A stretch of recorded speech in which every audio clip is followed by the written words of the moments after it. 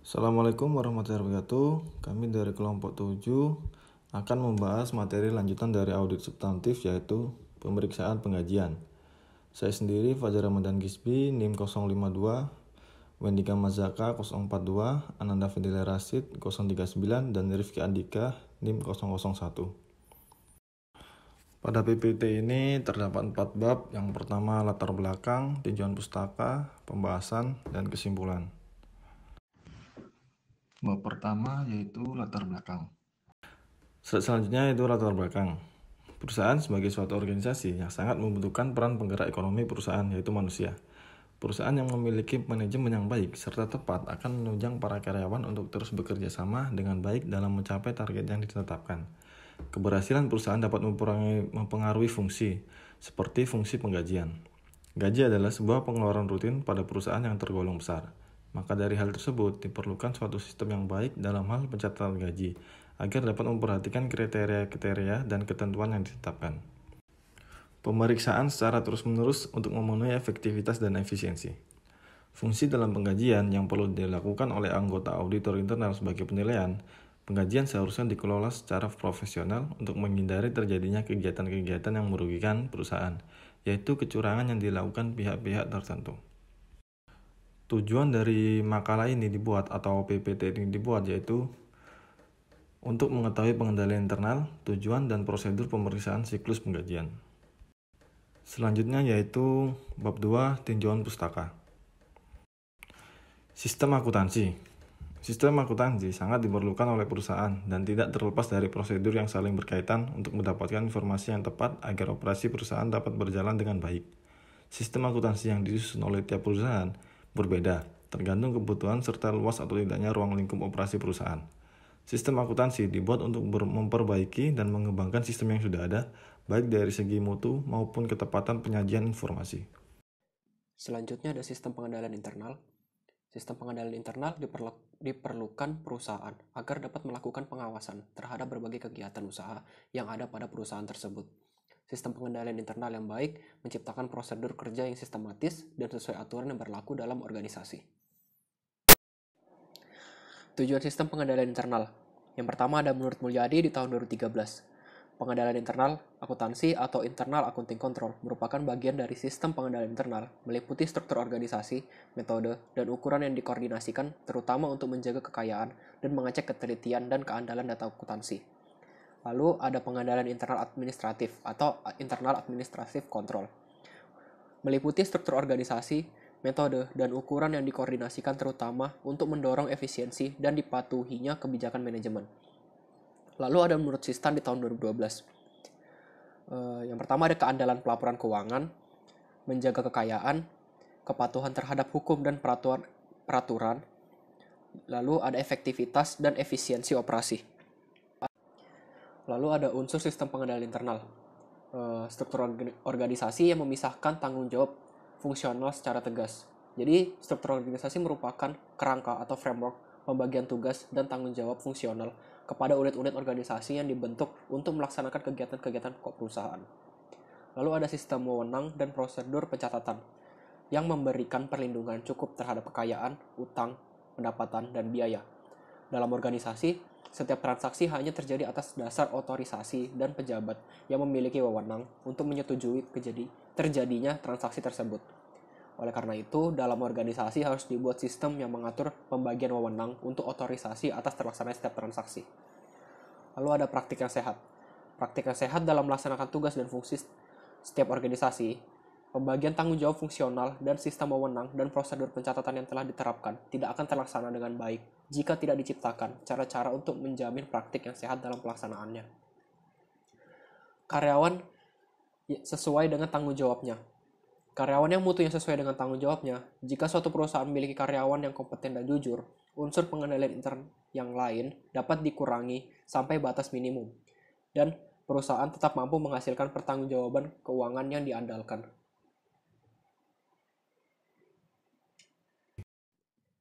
Pengertian gaji dan upah. Jadi menurut Mulyadi di tahun 2013, gaji merupakan pembayaran atas penyerahan jasa yang dilakukan oleh karyawan yang mempunyai jenjang jabatan manajer. Umumnya, gaji yang dibayarkan secara tetap per bulan. Sedangkan upah adalah pembayaran atas penyerahan jasa yang dilakukan oleh karyawan pelaksana atau buruh. Upah dibayarkan berdasarkan hari kerja, jam kerja, atau jumlah satuan produk yang dihasilkan oleh karyawan. Fungsi pada sistem penggajian dan pengupahan. Yang pertama ada fungsi kepegawaian. Fungsi kepegawaian ini bertanggung jawab untuk mencari karyawan baru, menyeleksi, memutuskan penempatan karyawan baru, membuat surat keputusan gaji dan upah karyawan, kenaikan pangkat dan golongan gaji, mutasi, dan pemberhentian karyawan. Lalu ada fungsi pencatat waktu. Fungsi ini bertanggung jawab untuk menyelenggarakan catatan waktu hadir bagi semua karyawan perusahaan. Yang ketiga ada fungsi pembuat daftar gaji dan upah. Fungsi ini bertanggung jawab untuk membuat daftar gaji dan upah yang berisi penghasilan bruto yang menjadi hak dan berbagai potongan yang menjadi beban setiap karyawan selama jangka waktu pembayaran gaji dan upah. Lalu ada fungsi akuntansi. Dalam setiap sistem akuntansi penggajian dan pengupahan, fungsi akuntansi bertanggung jawab untuk mencatat kewajiban yang timbul dalam hubungannya dengan pembayaran gaji dan upah karyawan.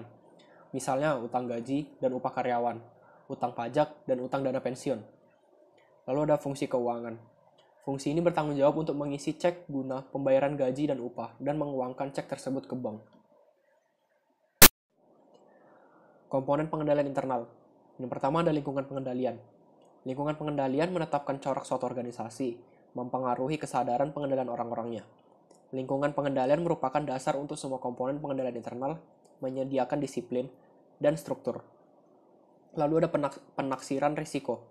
Identifikasi entitas dan analisis terhadap risiko yang relevan untuk mencapai tujuannya, membentuk suatu dasar untuk menentukan bagaimana risiko harus dikelola. Yang ketiga ada aktivitas pengendalian. Kebijakan dan prosedur yang membantu menjamin bahwa arahan manajemen telah dilaksanakan. Lalu ada informasi dan komunikasi. Pengidentifikasian, penangkapan, dan pertukaran informasi dalam suatu bentuk dan waktu yang memungkinkan orang melaksanakan tanggung jawab mereka. Pemantauan. Proses menentukan kualitas kerja, pengendalian internal sepanjang waktu. Lalu ada pembahasan. Yang pertama itu ada lingkup penggajian.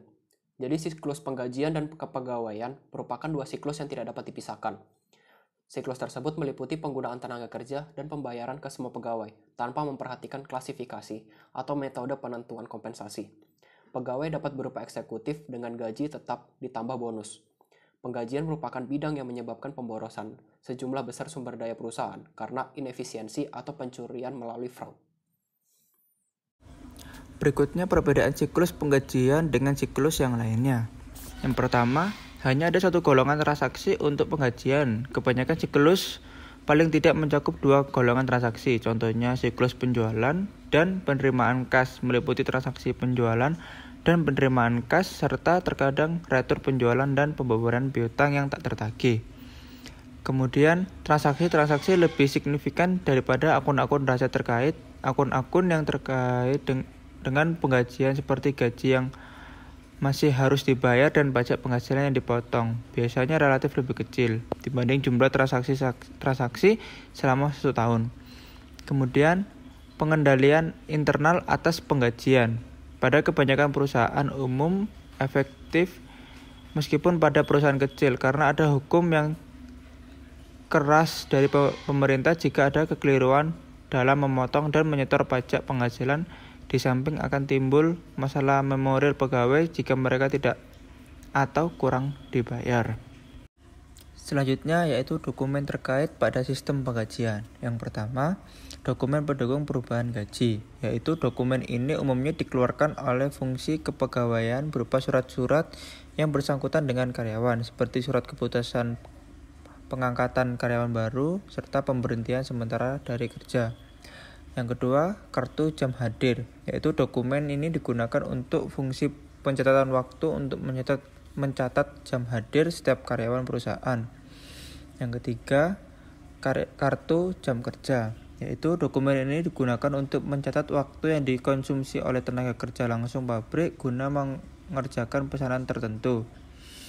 Kemudian daftar gaji, yaitu dokumen ini berisi total jumlah gaji dan bruto setiap karyawan setelah dikurangi dengan pemotongan berupa PPh 21, utang karyawan, dan lain-lain. Kemudian rekap daftar gaji dan rekap daftar upah. yaitu dokumen ini merupakan ringkasan gaji dan upah per departemen yang dibuat berdasarkan daftar gaji dan upah. Yang keenam, surat pernyataan gaji, yaitu dokumen ini dibuat sebagai catatan bagi setiap karyawan mengenai rincian gaji dan upah yang diterima per karyawan. Yang ketujuh, amplop gaji dan upah, yaitu uang gaji dan upah karyawan diserahkan kepada setiap karyawan dalam bentuk amplop gaji dan upah. Kemudian yang terakhir, bukti kas keluar, yaitu dokumen ini merupakan perintah pengeluaran uang yang dibuat oleh fungsi akuntansi kepada fungsi keuangan berdasarkan informasi dalam daftar gaji dan upah yang diterima dari fungsi pembuatan daftar gaji dan upah. Selanjutnya saya menjelaskan prosedur sistem penggajian, yaitu prosedur pencatatan waktu hadir yang bertujuan untuk mencatat waktu hadir setiap karyawan. Pencatatan waktu hadir ini dilaksanakan oleh fungsi pencatat waktu dengan menggunakan daftar hadir pada pintu masuk kantor administrasi atau pabrik. Yang kedua, prosedur pencatatan waktu kerja, yaitu dalam perusahaan manufaktur yang produksinya berdasarkan pesanan. Pencatatan waktu kerja diperlukan bagi karyawan yang bekerja di fungsi 17 produksi untuk keperluan distribusi biaya upah karyawan.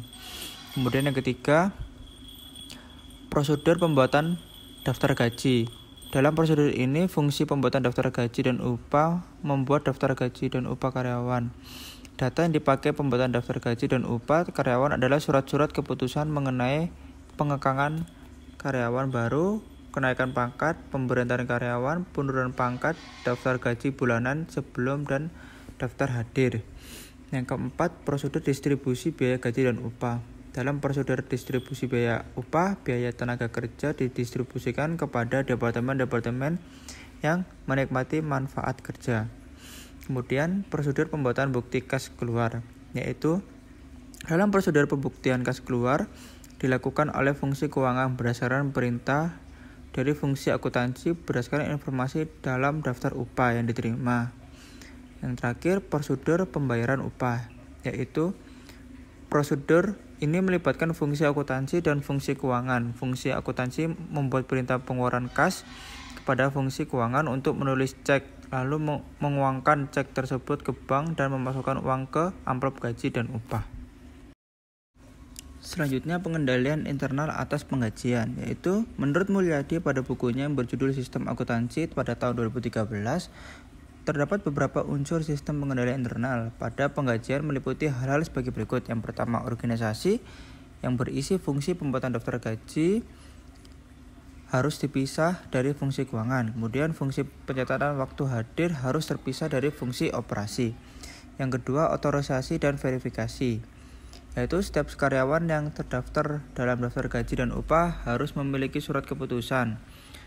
Yang kedua, setiap potongan atas gaji dan upah karyawan selain PPh harus berdasarkan atas surat potongan gaji dan upah.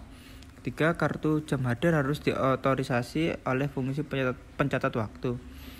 Kemudian, perintah lembur harus diotorisasi oleh kepala departemen karyawan terkait. Daftar gaji dan upah harus diotorisasi oleh fungsi personalia. Bukti kas keluar untuk pembayaran gaji dan upah harus diotorisasi oleh fungsi akuntansi. Kemudian yang ketiga, pencatatan yang berisi perubahan dalam catatan penghasilan karyawan harus direkonsiliasi dengan daftar gaji dan upah karyawan. Yang kedua, tarif gaji yang tercantum dalam kartu jam kerja diverifikasi ketelitiannya oleh fungsi akuntansi. Kemudian yang terakhir yaitu praktik yang sehat yang berisi tentang kartu jam hadir harus dibanding dengan kartu jam kerja.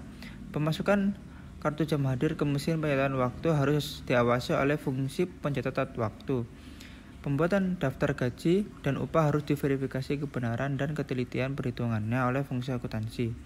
Kemudian perhitungan PPh karyawan direkonsiliasi dengan catatan penghasilan karyawan. Dan terakhir, catatan penghasilan karyawan disimpan oleh fungsi pembuat daftar gaji dan upah.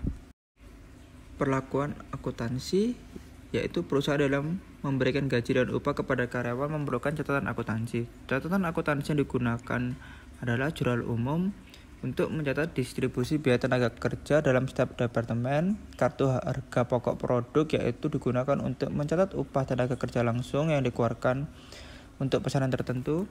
Kemudian kartu biaya yaitu digunakan mencatat biaya tenaga kerja tidak langsung dan biaya tenaga kerja non produksi Kemudian kartu penghasilan karyawan yang digunakan untuk mencatat penghasilan dan berbagai potongan yang diterima oleh staf karyawan. Kemudian berbagai akun beban biaya gaji seperti gaji dan tunjangan karyawan kantor, gaji komisi dan bonus karyawan penjualan marketing. Kemudian pajak penghasilan ditahan, potongan-potongan atas penghasilan, beban biaya yang masih harus dibayar, dan bank untuk pembayaran gaji, komisi, bonus, dan pajak penghasilan. Selanjutnya tujuan dan prosedur pemeriksaan. Yang tujuan pemeriksaan audit untuk siklus penggajian yaitu keberadaan pembayaran gaji yang dicatat adalah untuk pekerjaan yang secara aktual dilaksanakan oleh pegawai non-fiktif. Kemudian kelengkapan yaitu transaksi penggajian yang ada telah dicatat. Kemudian akurasi yaitu transaksi penggajian yang dicatat oleh jumlah waktu kerja aktual dan tingkat upaya yang semestinya. Kemudian klasifikasi yaitu transaksi penggajian diklasifikasi dengan memadai. Kemudian tepat waktu, transaksi penggajian dicatat pada waktu yang tepat. Dan yang terakhir posting dan pengiktisaran yaitu transaksi penggajian dimasukkan dalam berkas induk penggajian dengan semestinya dan diiktisarkan dengan semestinya. Saya akan menjelaskan tentang prosedur pemeriksaan, yaitu pada umumnya prosedur pemeriksaan pegawai melalui 3 tahap, yaitu pengujian atas pengendalian, pengujian substantif atas transaksi, dan prosedur analitis. Dapat dilihat dari tabel 1, tahap 1 dan 2, yaitu pengendalian internal yang berisi tentang keberadaan seperti kartu absen, mesin absen, berkas kepegawaian yang cukup, otorisasi, dan lain-lain. Kemudian pengujian atas pengendalian intern yang berisi tentang pemeriksaan kartu absen untuk indikasi persetujuan, terus periksa kartu absen, periksa berkas kepegawaian, telah bahkan organisasi bicara dengan pegawai, pemeriksaan hasil cetak dari transaksi yang ditolak komputer, pemeriksaan pencatatan penggajian untuk indikasi persetujuan. Dan yang terakhir yaitu pengujian substantif dan transaksi. Telaah jurnal penggajian, buku besar, catatan pendapatan gaji untuk jumlah yang besar atau tidak wajar. Bandingan cek yang diambil dengan jurnal penggajian dalam nama, jumlah, dan tanggal. Pemeriksaan cek yang diambil untuk persetujuan yang memadai. Selanjutnya prosedur pemeriksaan pada kelengkapan. Dalam pengendalian intern, cek gaji adalah pre-number dan dipertanggungjawabkan. Selanjutnya, penyiapan rekonsiliasi bank yang independen. Pada tahap pengujian atas pengendalian intern, tahap pertamanya itu adalah menghitung urutan cek gaji, yang kedua diskusikan dengan pegawai dan amati rekonsiliasi. Selanjutnya pengujian substantif atas transaksi. Hal yang pertama dilakukan adalah rekonsiliasi pengeluaran dalam jurnal penggajian dengan pengeluaran dalam rekening bank gaji, baru membuktikan rekonsiliasi bank. Prosedur pemeriksaan pada tahap klasifikasi, pengendalian intern, bagian akun yang memadai, serta verifikasi intern atas klasifikasi. Pada pengujian atas pengendalian intern, telaah bagian akun. Setelah itu, periksa indikasi verifikasi intern, dan pada selanjutnya itu pengujian substantif atas transaksi. Bandingkan klasifikasi dengan bagian akun atau pedoman prosedur. Telaah kartu absen untuk bagian terkait dan tiket kartu untuk penugasan pekerjaan dan telusuri melalui distribusi tenaga kerja. Selanjutnya, prosedur pemeriksaan tepat waktu. Pada pengendalian intern, prosedur yang memerlukan pencatatan transaksi segera mungkin setelah gaji dibayar. Verifikasi intern, yaitu pengujian atas pengendalian intern, periksa pedoman prosedur dan amati kapan dilakukan pencatatan. Selanjutnya, periksa indikasi verifikasi intern. Dan pada pengujian substantif atas transaksi, bandingkan tanggal pencatatan cek dalam jurnal penggajian dengan tanggal pada cek yang diambil dan kartu absen. Bandingkan tanggal dalam cek dengan tanggal cek diuangkan di bank. Pada prosedur pemeriksaan posting dan pengiktisaran, pengendalian intern, verifikasi intern atas isi berkas induk gaji. Yaitu perbandingan berkas induk penggajian dengan total buku besar penggajian. Dan pada pengujian atas pengendalian intern, tahap pertama itu periksa indikasi verifikasi intern, yaitu periksa laporan total ikhtisar yang dinilai yang mengindikasikan perbandingan telah dibuat. Dan pada pengujian substantif atas transaksi, uji akurasi klerikal dengan menghitung penjumlahan ke bawah, jurnal pengajian, dan telusuri posting ke buku besar dan berkas induk penggajian. Dan prosedur analitis untuk penggajian tahap yang ketiga. Pada prosedur analitis, bandingkan saldo akun beban gaji dengan tahun lalu, serta disesuaikan untuk peningkatan upah dan peningkatan volume. Karena kekeliruan yang mungkin terjadi adalah salah saji dari akun beban gaji. Setelah itu, bandingkan tenaga kerja langsung sebagai persentase dari penjualan dengan tahun lalu, karena kekeliruan yang mungkin terjadi yaitu salah saji dari tenaga kerja langsung. Dan tahap ketiga, pembandingan beban komisi sebagai persentase dari penjualan dengan tahun lalu, karena kemungkinan adanya terjadi salah saji dalam beban komisi. Selanjutnya, bandingkan beban pajak ditanggung perusahaan sebagai persentase dari gaji dan upah dengan tahun lalu yang disesuaikan untuk perubahan tarif pajak. Kekeliruan yang mungkin terjadi yaitu salah saji dalam beban pajak ditanggung perusahaan.